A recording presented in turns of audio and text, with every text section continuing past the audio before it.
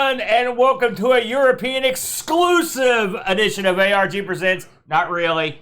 I'm your good friend, your good buddy, Amigo Aaron, joined by a man that I wish was a European exclusive. To get him the hell out of here, I'll give you the BRENT. I think I could do Europe. What do you? Oh, I mean, well, I think I got enough food over there. I think you'll be all right. Listen, last week we spun the wheel and we made the exciting deal. It's going to be a cool deal this week because this is an unusual one for us. Because this time around, everybody, we're going to look at BAM European exclusive Super Nintendo games, or Super Nintendo games, as I like to call them. I never thought much about there being a whole lot of European exclusive Super Nintendo games because I didn't think Super Nintendo did all that well in Europe. Well, don't worry about that. There weren't a lot. We've actually played a couple. I've got the list here. It's not a big list. I'm going to run through some of these real quick, but we've actually played a couple of these on the show, so I thought I'd mention it. We're off the top of the list. You've got Adventures of Tintin. Remember Tintin? Probably not. Nope. Then you got Archer McLean's Super Drop Zone. Remember that? Nope. R.I.P. Archer. We love that guy, but I did not love Super Drop Zone, to be honest with you. It wasn't my favorite. Then you've got a couple Asterix games, which I believe is a comic strip. It is, yes. Do we get those at all here? I mean, I've heard of them. I have read some, but that doesn't mean I read them in any kind of paperback thing. Yeah. Then you get some stuff that is like basically sort of like Amiga type ports. Yes. Yeah. You've got Cannon Fodder, which is gold. How did that not get released in the States? That's a great game. You got Days Before Christmas spelled cool guy style. And then you've got speaking of the Amiga, Dino Dini's Soccer.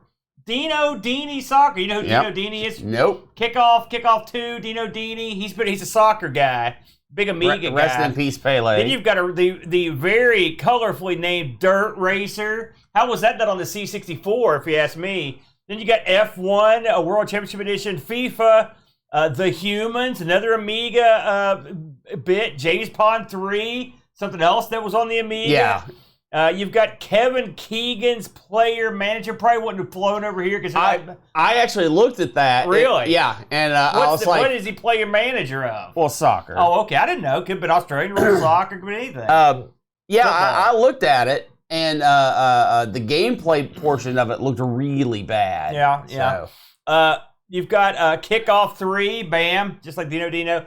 Lucky Luke. I actually looked at this one. I almost picked Lucky Luke. I thought I'll leave that one for you, and then you didn't pick it. Yeah, I didn't want that one. That's for bums. I also, Manchester United Championship Soccer again. That's also one I almost picked. You can see why some of these didn't make it over here to the States. Then you got Marco's Magic Football. That might be cool. So it's got magic in it. Micro Machines 2. That was a surprise. Well, Turbo Tournament. That's still cool. Yeah, the Micro Machine games did make it to the States. Are those the ones that have their separate joystick ports on them on the Genesis? They are, right? Didn't one of the Micro Machines games have like its own ports for multiplayer? I don't know. Somebody correct me if I'm an idiot. Then you got Power Drive, Putty Squad, another Amiga game. Sensible Soccer, another Amiga game. Yeah. A couple Smurfs games. Hey, we like the Smurfs. I mean, I don't know what happened there. Spirou, Super Danny, Super Drop Zone, which we just mentioned. Super International Cricket. That one, Aaron, that one was, that and the game I picked split down the middle because I've been learning a lot about cricket. Very interesting game. Do you know anything about cricket? I do from doing Amigos because me and Bo have done a cricket game. So I learned just enough cricket to be dangerous. And yes. Actually, it was pretty interesting. We've got Super Morph, which again, I think that's another Amiga game. Another Tintin game. The game I picked. You've got Winter Gold, which I believe, did we play that on the Genesis? Is that the same Winter Gold we played over there, which we didn't like that much? World Masters Golf. Another Amiga game, Worms.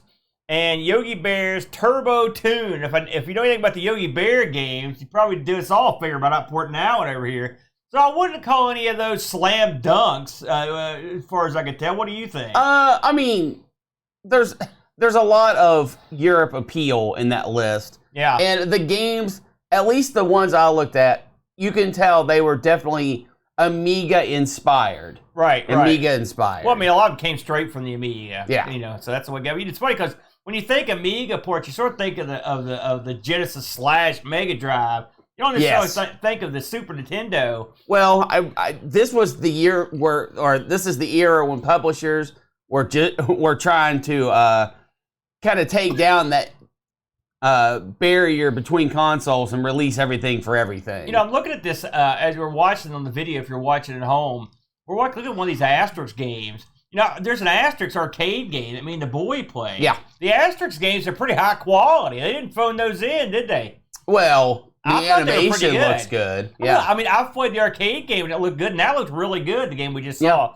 Now I'm regretting my choice. What are you going to do? So, with all that said, it wasn't like I would say we had a huge list of a couple dozen games, but we had plenty to choose from this week. So, would you rather like to start the dance or go second this week? I would give you the choice right here at the top of the show. No, I'll let you go first. All right. End with power. Listen, now what are you talking about? We're going to start this sucker off with a bang. Because, you know, here's my reasoning here. I looked over this list and I was like, wait a minute. What's the one thing that this list has, but it's just got one of? A blockbuster. And not just any blockbuster, a world blockbusting film adaptation. And I'm like, I gotta go to work on this thing. And it was produced by Ocean. Are you kidding me? And developed by Ocean? It's Ocean. It's solid gold. When you think film adaptation, you think Ocean, right? And so I went with the big budget, huge worldwide blockbuster, Super Nintendo exclusive game. It's Waterworld. Yes. Waterworld, Brent. Featuring Kevin Costner. Yes. It's got water, a bunch of water in it. Not much world. There's not much world involved, no. You know, so before we get into the game proper, you know what I like to do? I like to talk about the film. Now, first of all, have you seen the film Waterworld? Not completely. What do you mean not completely? I haven't watched it completely. I have watched parts of Waterworld. So Waterworld was a movie that it released to the States July 28th of 95, summer blockbuster. It was envisioned as Mad Max on the water. I'm serious. I know. So you know it's going to be good. It starred Kevin Costner and Dennis Hopper, that crazy guy who played the Deacon, and was directed by Kevin Reynolds. Ironically, to show you how this movie was going to fare, the director Kevin Reynolds, he quit directing 2 weeks before the film ended shooting, and so he's got director credits, but he was out of there. He wasn't involved. It was written by a guy named Peter Rader and David Twohy. Now, this is the movie, not the game. That's the movie. We're just talking about the movie right now. So, you know, I thought this was a huge flop. Okay, that's what I thought. No, it wasn't a flop. Because people laughed at it. Yeah. People mocked it. Oh, it's mocked. Yes. Right? At the time when it was made, it had the largest budget in the history of film. Yes. Right? It was $175 million. They said the budget was capped at $100 million, but then crap started happening. You know what happens when you get in the water? Stuff gets wet, equipment gets thrown overboard. That's how water works. They said Costner was sleeping on his goofy ship, and in the middle of a huge storm, and he almost died. So people almost got killed. They're making of Waterworld. And it was one of those crazy things. But if they finally made it, and of course you've got a budget of $175 million. So what do you figure you got to make at the box office just to break even on that worldwide? 3 times that. Well, it ended up making at the box office all over the whole world $264 million. Yeah, that means it didn't make its money back. Well, hold on there, because I'm going to school you, brother. It didn't make its money back at the cinema, but then it came home. Right. And after it got home, yes, this movie became profitable because it had been mocked. I mean, I really thought it was a dud when it was released, but I guess it did pretty good at home. It got just enough action. It actually was nominated for an Academy Award in, believe it or not, in Best Sound. That still counts. So it's an Academy Award nominee movie. Here's something that really surprised me. There are 4 amusement parks with Waterworld rides there as of this year or last year. Now they're still working under the title Waterworld. Yes. Yep. So I guess enough people know about it to know that it was a thing. Now I'm not gonna lie to you, I've never seen it. You never seen the movie at all? I've never seen Waterworld, nah. But now that I've played the game, I think I got it.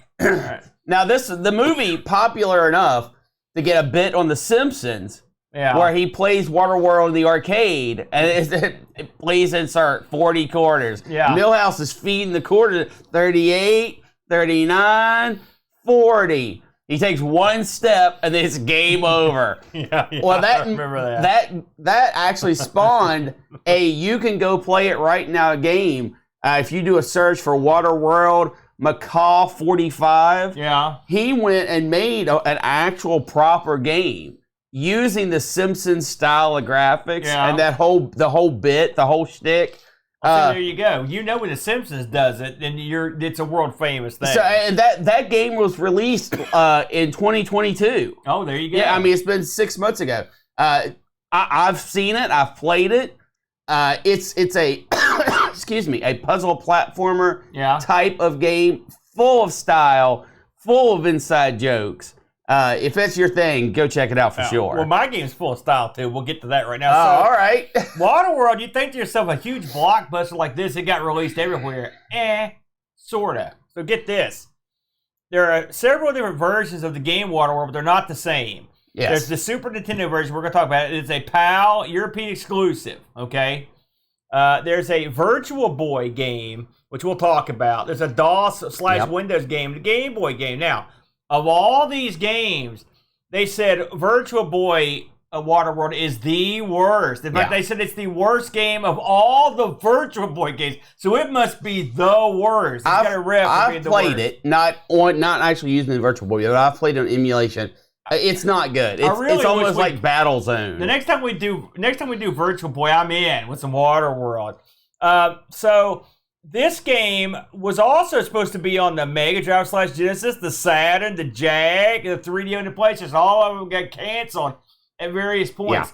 The version we're going to talk about today, the Super Nintendo version, was supposed to come to the States, including a full-page ad and a write-up in Nintendo Power about how it was coming and never made it. They were like, man. So I'm assuming that as the movie sank, if you will, that they were like, we'll just cut our losses there. Yeah, and that was the right move. So let's get into the game proper. And, of course, to play the game, you've got to sort of describe what's going on. So get this. This is as timely as today's headlines. In the future, the temperature rises on Earth so much that all the polar ice caps melt. Yes. No good, right? See, well, I mean, it's bad unless you're a fish guy. So anyway, years later, the only people who are around, there's two basic tribes of people. Yes. You've got these, sort of like normal geeks. And then you've got the cool guy pirate crew led by Dennis Hopper, who's the deacon. Yes. The deacon, right? I bet he's not a real deacon, by the way. Well, I don't know. He's got an eye patch. And so the pirates sort of menace the normal folk, And so luckily, this guy called the Mariner, right, comes rolling on in his wacky boat. And he comes up to defend the deacon because, he defends the normal people because the deacons tried to kidnap this girl. She's got a map to lead them to dry land. Apparently, somewhere on the earth, there's a big dry piece of land. She's got a map on her. They got to save her, right? So that's the premise of the game. Pretty good premise, I think, right there. I mean, things are established. I would not call a guy the Mariner. I can tell you that. I would be like, listen, I need a name here, Gill Boy. Oh, he's got gills. Did I mention that somehow? I have to watch the movie to see why he's got gills. So this game has an elaborate opening. And by elaborate, I mean a bunch of digitized stills from the film. But it does give you an idea of what's happening in the movie. It tells you the whole story. If you haven't, I had never seen the movie. I watched this thing, and I was like, okay, I'm up to speed. Now, when the game starts, you're boned. It doesn't help you a bit. But still, the premise of this. So this is sort of like, this game is sort of like cut into like several mini games, okay, which we'll get to. I want to talk about the people that worked on this because, believe it or not, they've got an interesting background, a lot of these people here that worked on the game. As soon as I get to their stats. So, again, published and developed by Ocean, as I mentioned. Came out in 95. This was produced by a guy named Michael Delves. So get this. Michael Delves is an old school programmer who did stuff. He wrote a game called Grid Trap, and he also did he did. No, it's excellent. He also did World Karate Champ, both on the C16/SNES. /4. Listen, that's not easy. Commodore C. No, that's good. He also did Motos and Grange Hill in the C64, so he's an old sort of like a C64 guy. He's got extensive credits past this in production. Now, it's funny, looking on a bunch of places, this is all I can find. And this is from Moby, but this is basically what it was reiterated everywhere. The platforms type gaming and the underwater type gaming sections were programmed by a guy named Chris Bannock. He also programmed the C64. He did the Ikari Warriors game, and he's got future credits. And now here's the most important thing. The music on this game was done by Dean Evans. Okay, now this guy, because I listened to the game start up, I'm like, man, this is some pretty good music here. All right, it's just everything was really tight. This guy did a game that me and Boat loved on the Amiga called Pushover. He did the music on that. He worked a ton of Amiga stuff. Pushover, Lethal Weapon, Cool World, Jurassic Park 1 and 2. He did a bunch of stuff. His music on this is good, so I looked into it. Like, people love the music on this. I guess this guy, the guy that did the music, Dean Evans, took all the music and just released it. It's like almost like his own album. So you can like go download it. It's great. The music on this is far, far better than the source material that he's got to work with. I mean, I didn't think it was. I personally didn't think it was that standout. I thought it was really okay. good, and it's got a rep amongst people that also think it's good. So the game starts by you start off by being in this weird-looking boat in the middle of the ocean, and an arrow is sort of pointing you in a direction. Yeah. That's all it tells you. That's all it tells you. And so after that, you're just like, what do I do? Well, what you do is you drive your boat around the first map and you try to kill everyone you see. Okay, well, I mean, you do. That's what you do. Now, the map is split up. Like I said, there's a thing that has an arrow pointing in a direction to go. At the bottom, there's a health gauge, okay? And then you'll find out after the first map that you can also augment this boat with some special weapons, but at first you don't have any.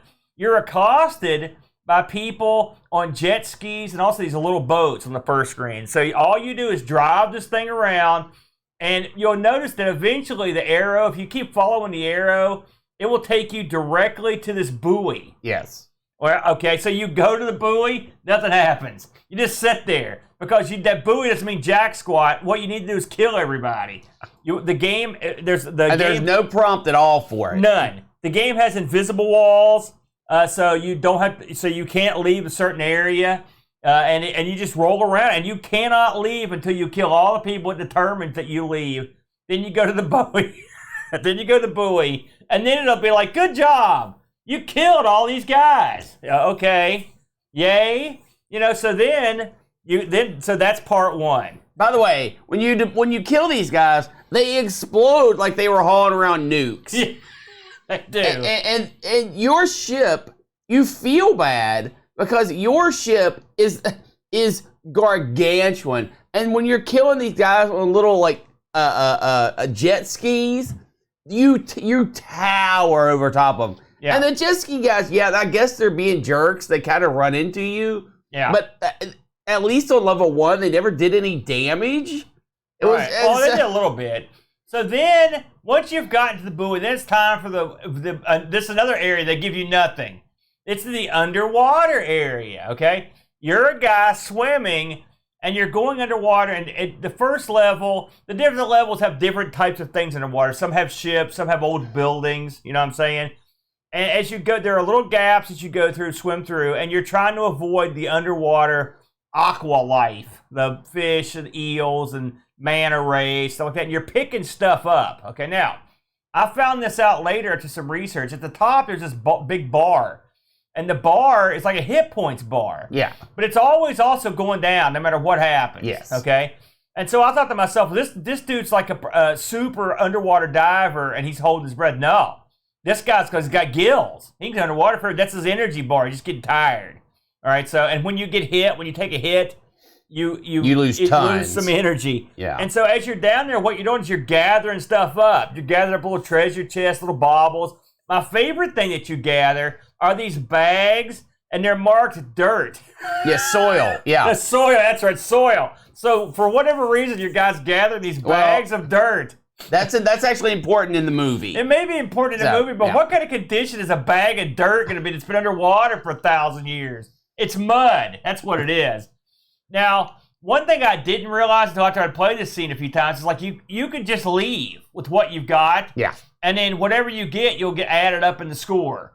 I kept going for the longest time, and then like the first couple times I got to this level, I would just keep going, and then I would just get nothing. Yeah. It'd be like you don't die, you just get nothing, and then you're gone. So that's what I would call the underwater retrieval level. All right, then, and this is the wackiest of the levels in my opinion right here. That's the second wackiest. There, you're back on your boat, and this time your arrow points you toward the nearest like good guy settlement city or whatever you call it. Yeah. And what they've done is they've made like a you know how you circle the wagons? They've circled the boats to keep out these bad guys, right? So your job is to keep the bad guys out, but the bad guys are pretty clever. If this is in the movie, I got to see it because they've rigged up this gimmick where they have their own jet ski ramps. They're on the back of boats, and so they jet ski ramp into the place. Now I don't know how they get out. But they jet ski their way in, and they'll kidnap some suckers, and then they drive off. This reminded me an awful lot of that old Vector game we used to play. Rip-off, where guys would go in and take part of your thing, and you had to go shoot them and bring it back. Yeah. This was like modern rip-off. You had to go around and you'd shoot the guys that had infiltrated the little area, and then they would drop hostages. You'd pick the hostages up, all right? That's the whole level, and eventually you did do that until they've all been killed. And then you take whatever hostages you get back, you get points for. So that's that level. This level was certainly the goofiest. This is probably the one that I had the most fun with because that's sort of like the first level, but with more like a goal. You know, the first level was like there was any goal. At least in this level, you're shooting stuff for a reason. And then after you killed all the guys and you've rescued all the hostages, the settlement will open their little tin door and they'll let your guy drive in. But that's not all, because of course these guys were jet skiing in, and they were jet skiing over the little jet ski ramp, the little portable ramp. So what's that mean?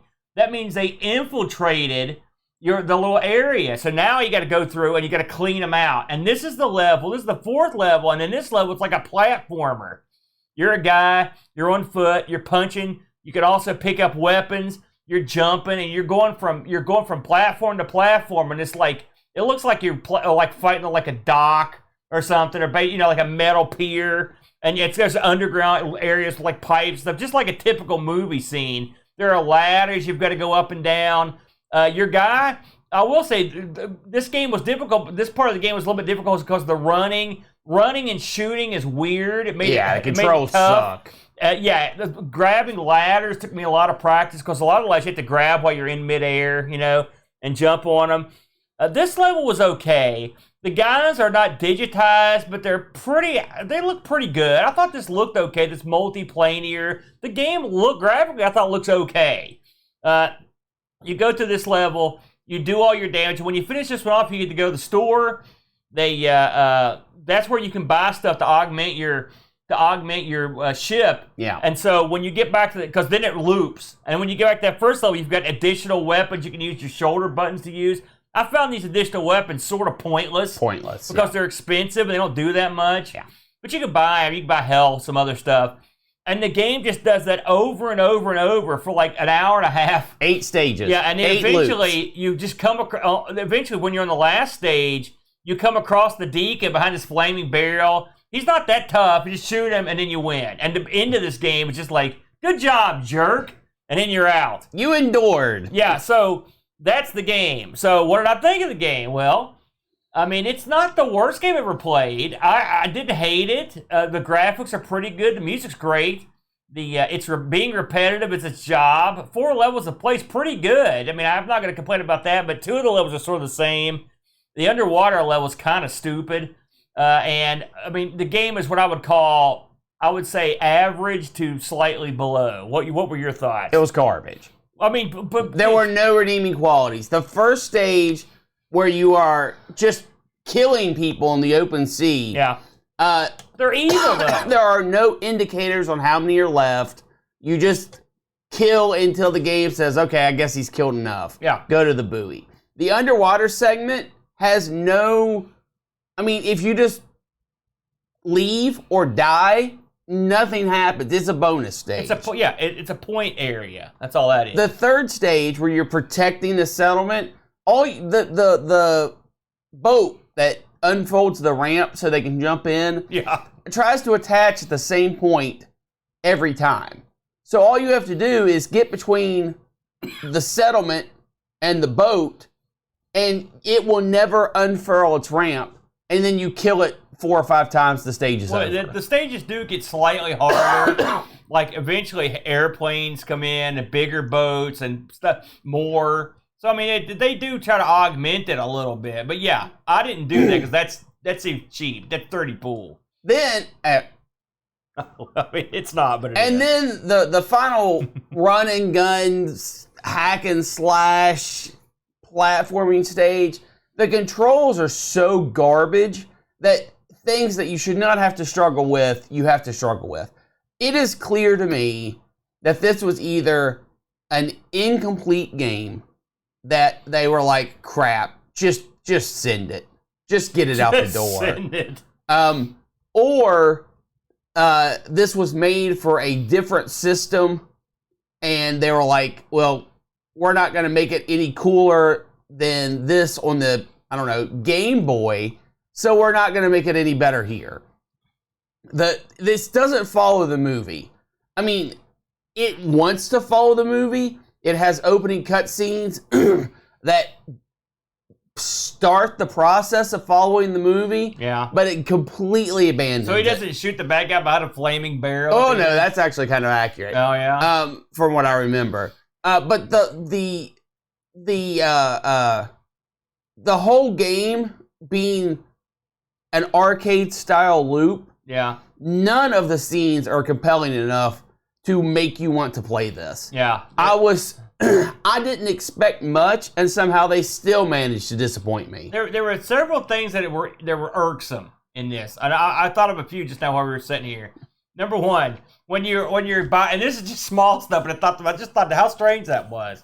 So when you're buying stuff at the store, whoever you're buying it from, he just slams the crap on the counter and it bounces, and it's like grenades and bombs and missiles. I'm thinking, so why would you do that? Secondly, on the very opening stage, there's this stone like natural arch, and it's huge, and you still can't drive through it. It's baffling why it's even there. And then we also talked about how your little boat controls.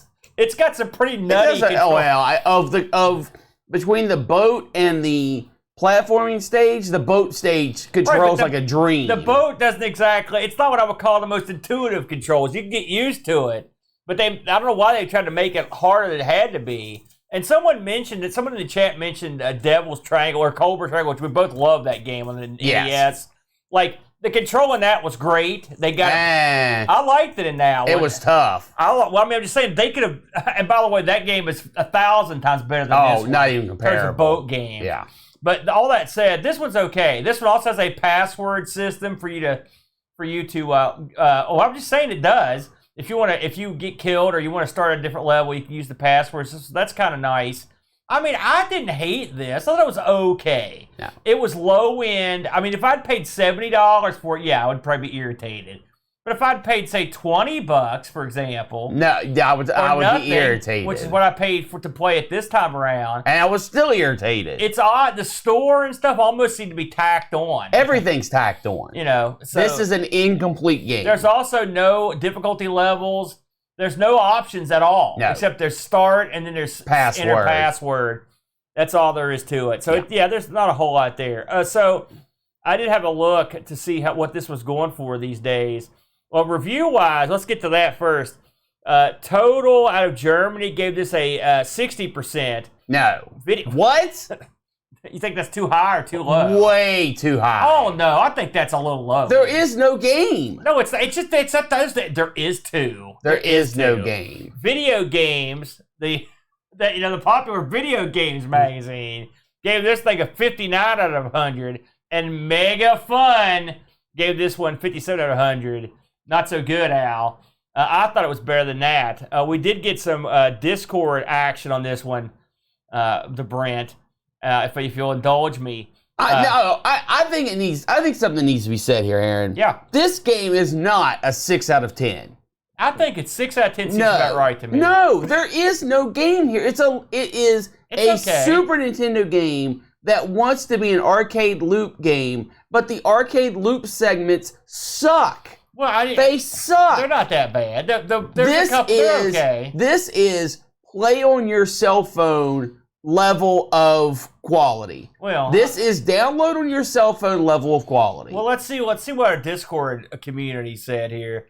So our good buddy, the Pajokster, Pajako6502 says, everything you expect from a licensed game, a mix of gameplay types and a feeling of being disconnected and rushed.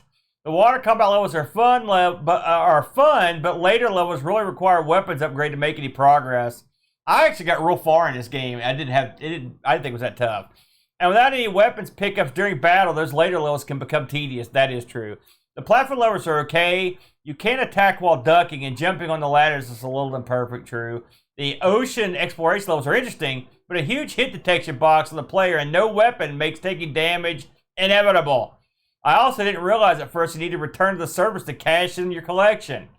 The password system is largely redundant as you begin with no weapons for your ship, and on those later levels, they really count.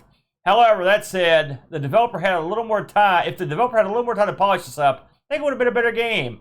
I also played the unreleased Sega Mega Drive game, and in my opinion, it is better than the Super Nintendo game.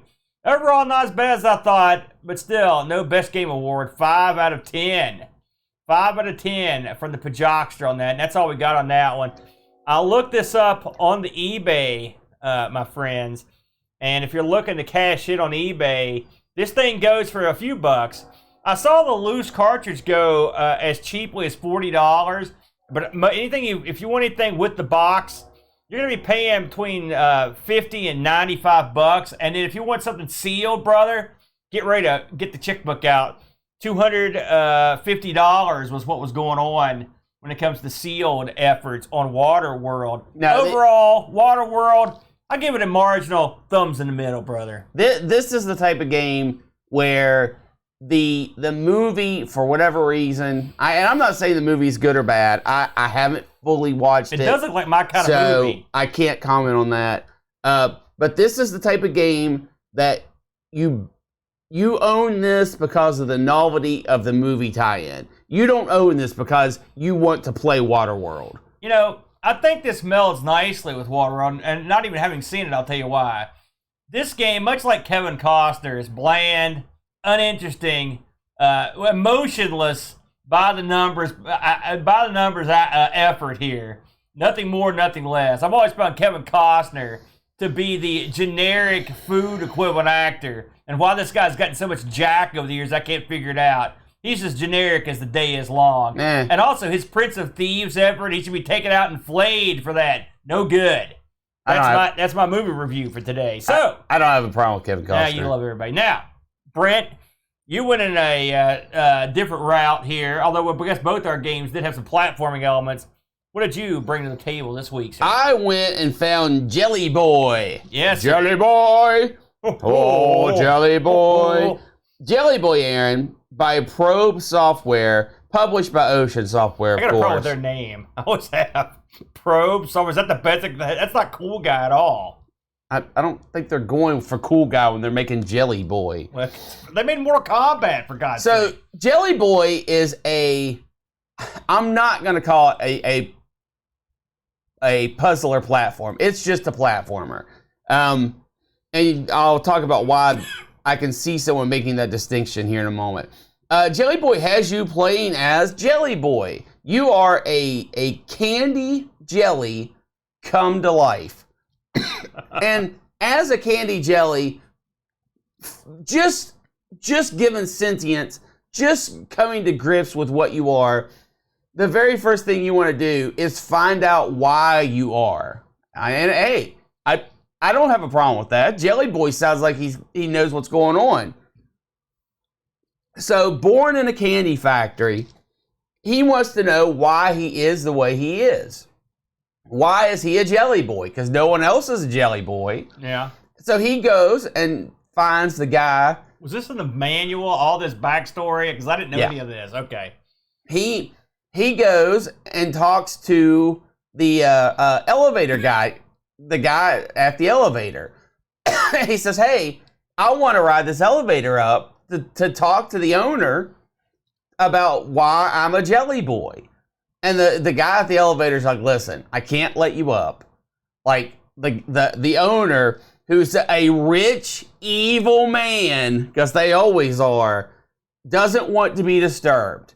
But he said, if you go through all of the worlds, all the toy lands that Evil Man has kind of made up, and find all of the hidden pieces, I will let you get in the elevator and go and see the big guy. All right. So Jelly Boy's like, oh, okay, I'm gonna go do that. He said, and the elevator dude's like, listen, kudos to you. I just want to let you know, no one has found even the first item. Yeah. And he's like, oh, I believe him. Jelly Boy's like, screw that noise, I'm going for it. Yeah. So you go to the first world, and you are introduced to a Lego style or building block style world. And you have to travel through the world. There's 3 aspects of this game, which makes it a little confusing. Aspect number 1, complete the world. That is just getting from the beginning of the world to the end of the world. Bam. It's most of the stages aren't maze-like. And once you get all the way through it, you have completed that world. Object 2 that you need to do while you're in these worlds. Every world has a puzzle piece. And you have to collect the puzzle piece from each world to complete the piece to get to the next world. So you have that aspect of it. And the video that's playing now is really horrible because it has all collision turned off. And I don't know why you picked this one of all the ones. I didn't notice. Thanks for the burial, though. Yeah, you kind of suck. So the third aspect of what you're trying to accomplish is to collect a hidden key. The hidden key can be in any of the worlds, and when you find the key, you use that to unlock the door to the next world. So you can go to it whenever you want. So those are your 3 objectives. Get through the board just to complete it like normal. Find the golden puzzle piece to put the puzzle together so you can go to the next world, or unlock the next world's boss, I guess, and find the key so you can unlock the next world's door so you can go through it and explore it that way. There are, I want to say 8 total levels, and one of them's kind of meh, so 7 levels, and as you're traveling through this as a jelly boy, you can jump, you can collect different things. There are fruits you can collect for extra men. There are fruits you can collect for extra time. But the big things are the transformations. And whenever Jelly Boy collects a transformation, it allows him to do something special. For an example, maybe he'll transform into a skate boy. And then he'll have a skateboard that'll make him move faster. He can transform into objects like hammers. And he can break different parts of the level. And that's sort of the puzzly aspect. Hot air balloon. Hot air balloon to fly to different platforms. Helicopter. That is sort of the puzzle element, but it's not really, because if you get hit while you're in your special form, you lose your special form. So you know when you pick up a special form, for example, you know if you pick up the hammer, you have to break something that's nearby. Yeah. And all of your forms have a timer attached to them that will count down. So you might only be out in hammer form for 30 seconds. So if you don't find what you need to break in those 30 seconds, you have to go back and get hammer form again, or if you get hit. This also has the Sonic approach to health. You can collect music notes. And anytime that you collect a music note, it gives you one hit. As long as you have a music note, you can take a hit. If you take a hit while you don't have a music note, you die. And when you get hit, the music note flies out of your body and you can try to collect it again. So, with all that, you are tasked to collect all of these items so that you can go up and meet the guy, your creator, basically. I think the game has merit. I think the animations and stuff for Jelly Boy, when he turns into different things, you can turn into like nonsense items too, like a door that I never found anything to do with. You're a door, you just kind of lay there until either the time runs out or you hit the button. There are fun transformations like skates, skis, where you're in the snow world, it gives you better traction, it gives you more jumping power. There are really unique transformations, like you can turn into a soda bottle. And when you're a soda bottle, you float in the water, but you can't propel yourself. But you can also pop your cap and shoot things that are above you. So there are tons and tons of transformations. And there are all these unique transformations that are really fun to play with. Pogo sticks and flamethrowers and all this different stuff. So you go through the level, you get all your puzzle pieces, you find your hidden key, and now you have the ability to go back to stage 1-1, or the first world in each stage, and fight the boss. When you fight the boss, once you defeat the boss, he drops the item that you ultimately have to collect from each world to get into the elevator. I really enjoyed this game.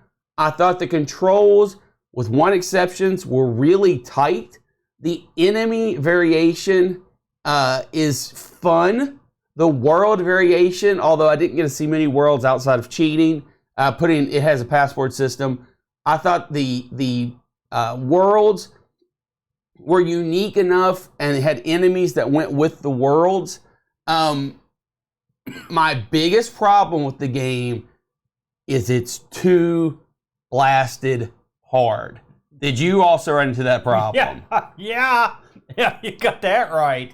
Listen, let's cut to the chase here, because Ocean also did this game. They published it.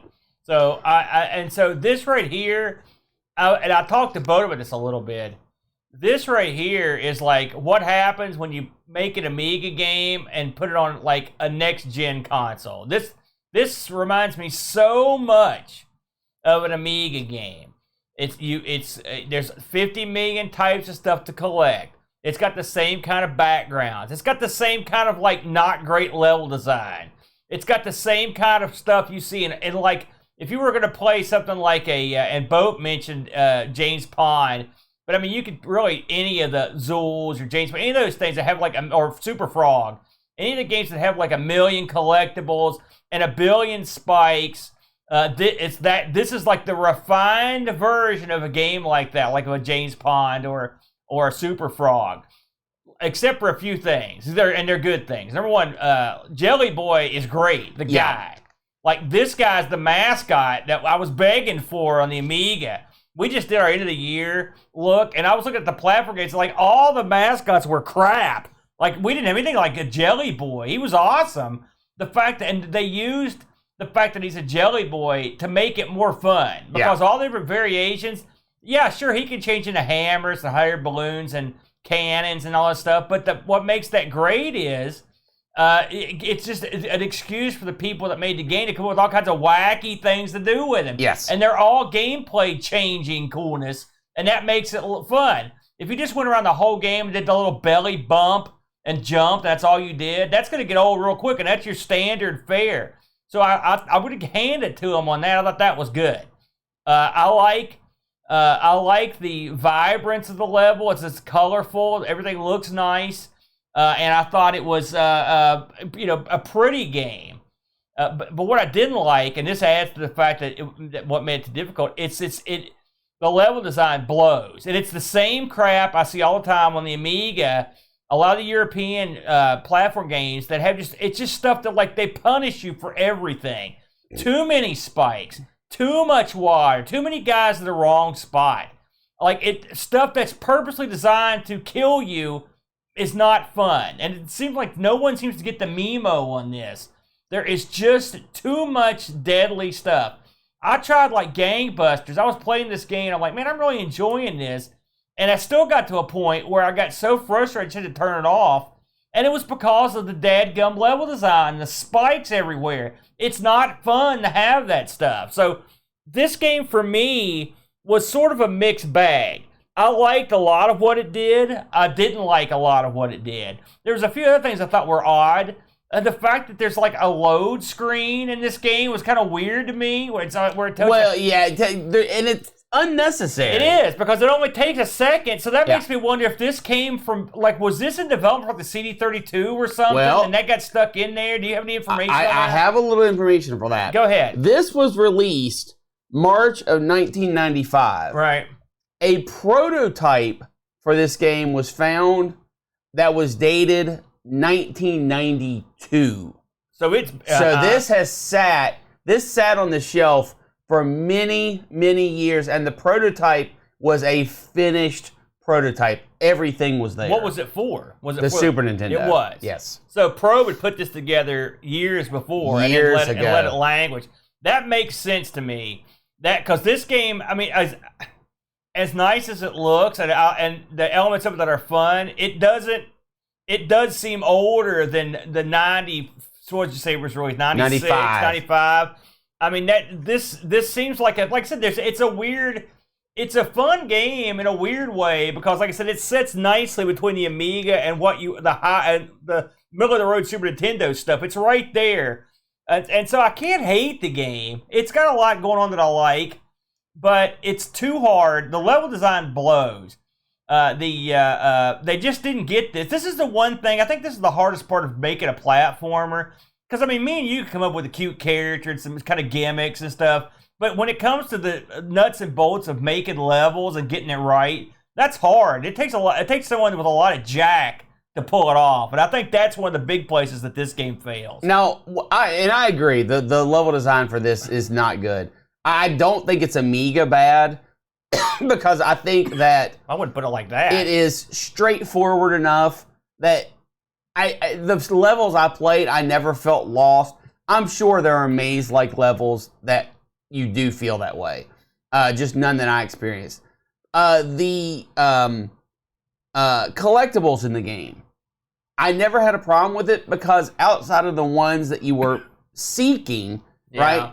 You didn't have to collect the cherries. You didn't have to collect the oranges. But they're there. That's another European special. The 50 it is. million. And I will say now. But I'm not going to bury it for this. I like games. This is one of those games where it will show you something. You're like, how do I get to that? And then you can go back. I mean, just right out of the gate. Right out of the gate, for example, when you turn into a hammer, there are some blocks. You've got to run to the right real quick and hammer some rocks. There's a countdown going on. But if you go to the left, there's some hidden goodies behind this wall that you can whack. You know, stuff like that. I like that kind of stuff. I like the variations in gameplay. I also cheated to go through because I wanted to try some different stuff. Yeah. And I like that. It's just that they've got a great character idea here, and the principles of the game are fun, but the execution of the levels, they dropped the ball. I personally love the music on this game. Yeah, it was good. It uses stereo very well. If you listen to this on a mono speaker setup, you're not going to get nearly as much enjoyment.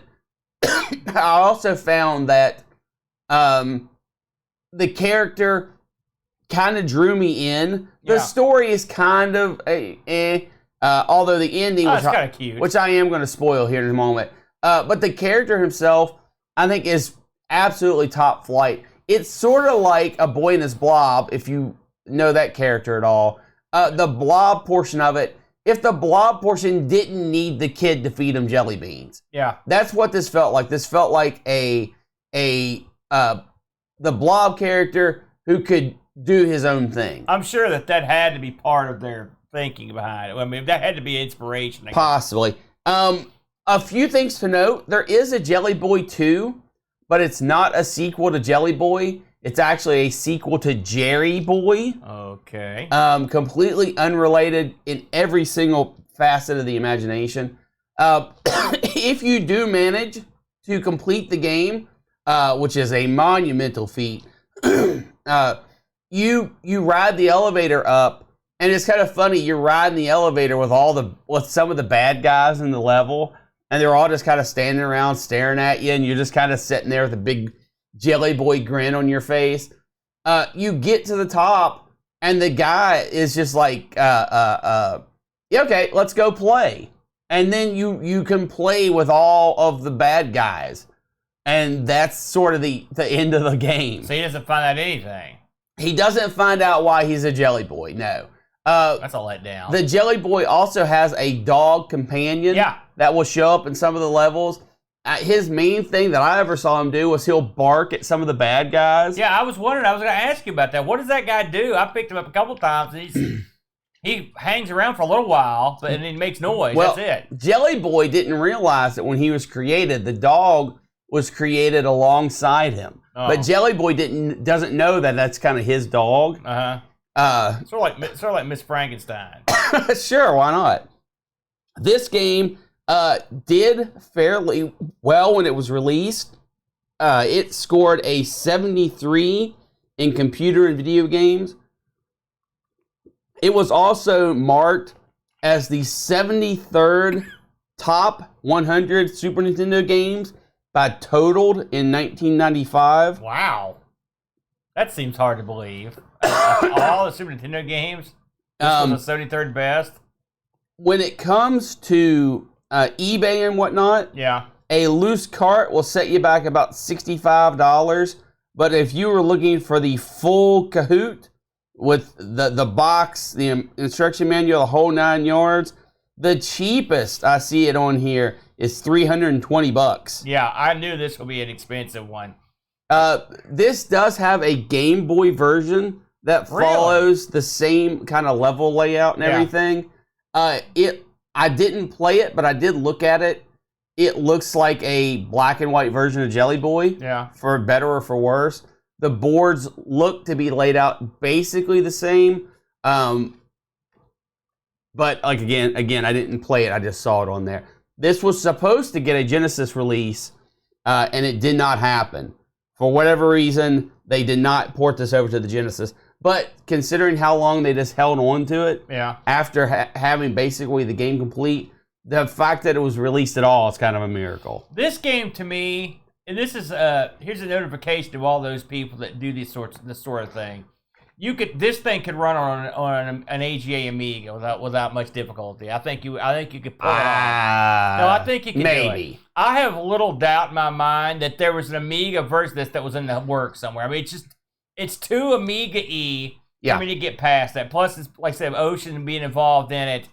It just makes me, and Probe did a few things on the Amiga too. So I would not be at all surprised if this did not run out, could not run on the AG Amiga at some point in the future. Somebody wanted to give it a whirl.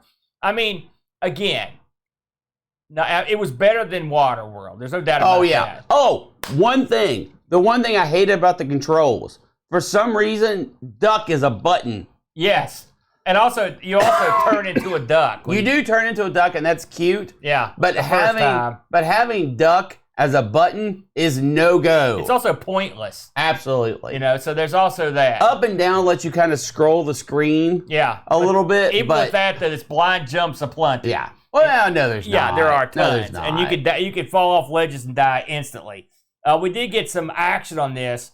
Our first review on this is from our own John Bodekar Schaller.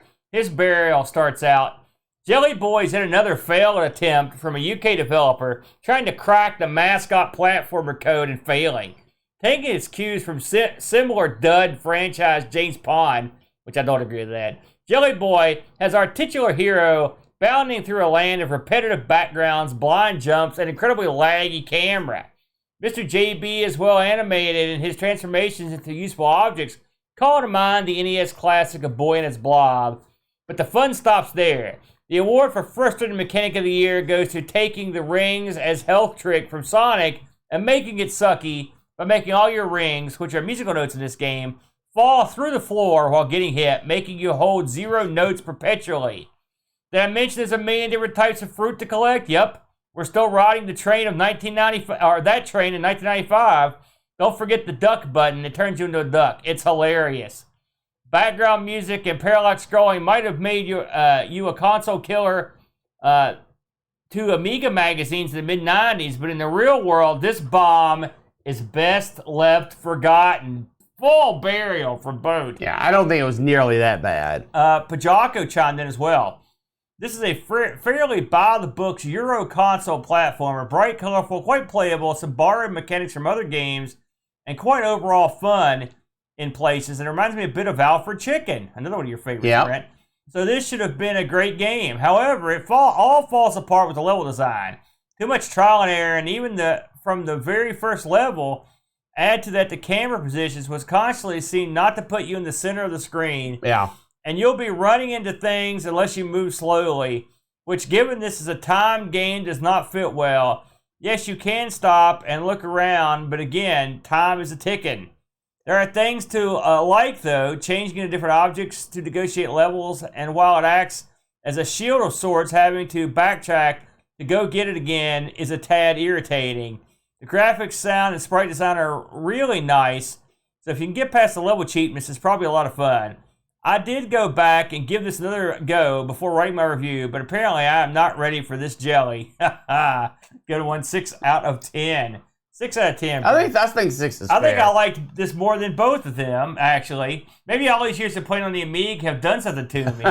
Warped your mind. I mean, I thought this was a pretty competent attempt. Like I said, there were plenty of things not to like, and the level design is a killer. Yes. And people kept mentioning the camera. I didn't seem to have that much trouble with the camera, if I'm honest. I never moved fast enough that the camera was that big of a problem. That might be why I like this, because I like to methodically go through these platformers where most people run like maniacs. So the musical note thing, you're right. I'm perpetually low on notes in this game.